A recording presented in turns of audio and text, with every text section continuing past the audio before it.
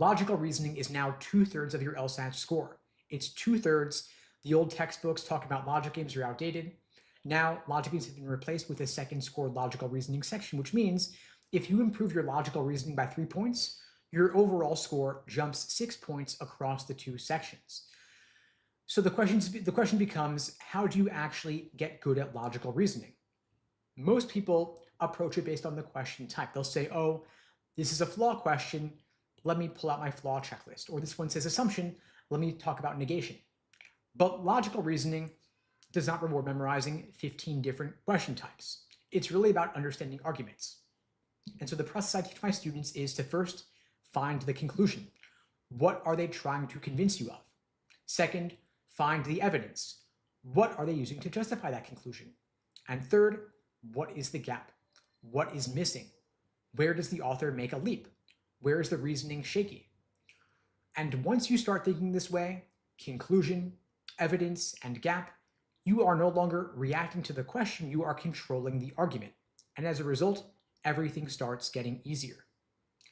Now, most students overcomplicate logical reasoning because they treat question types like gospel. They think every type is a separate universe requiring its own set of rules. But the truth is that question types overlap a lot. And if you can get good at flaw questions, you're already halfway to mastering weaken, strengthen, and necessary assumption questions, because they are all asking about the same argument just from different angles. Flaw questions ask you, what is wrong with the reasoning? Strengthen asks you, what would make the reasoning better? And weaken asks, what would make it worse? Same core skill, but a different job description. And when you stop treating every question like a separate subject, your entire approach becomes faster and cleaner, and your score increases as a result. Now, the single most powerful review tool I've ever taught is the Socratic review method.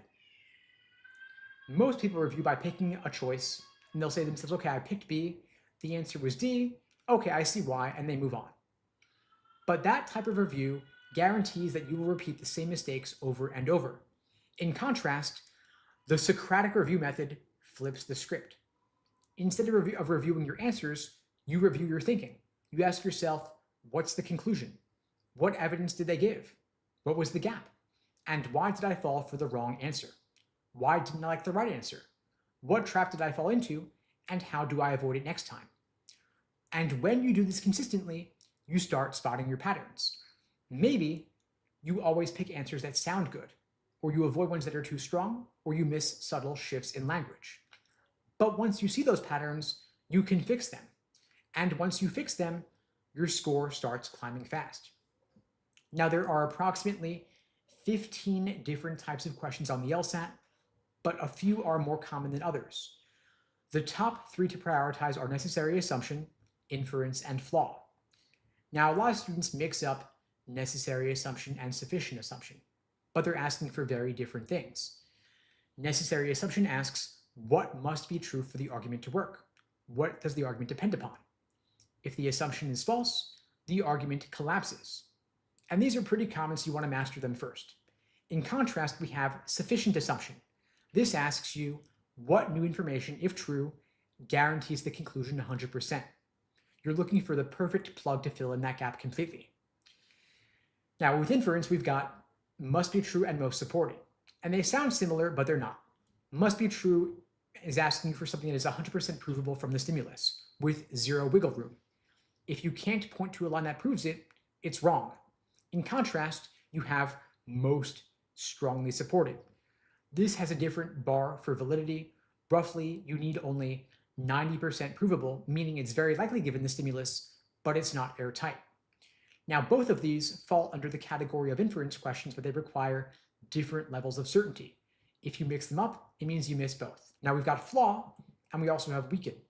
And students mix these up because they play very different roles.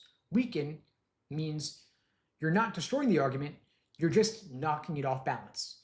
You are introducing something that makes the conclusion less likely, but still not impossible. In flaw, your job is to ID what is already wrong with the argument.